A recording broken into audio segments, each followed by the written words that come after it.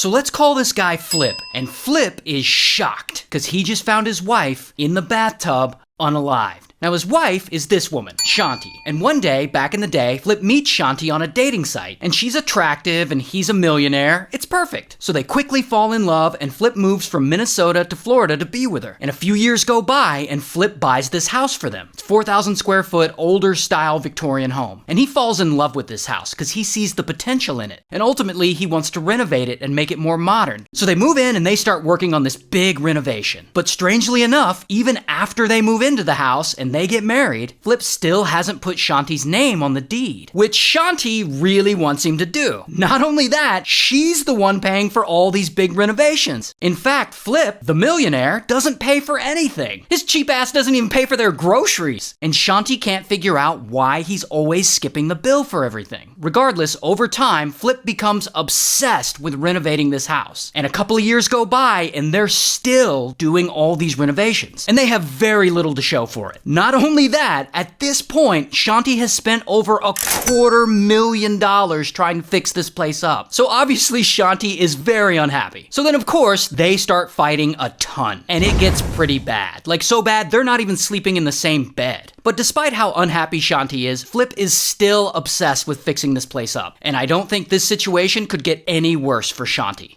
Until one day, Flip gets an idea that could fix all their problems. He wants to go on this reality show called Zombie House Flipping. It's a show where they find old rundown houses and they flip them. So they start meeting with producers for the show, and producers check out their house and they're like, your house is a piece of shit.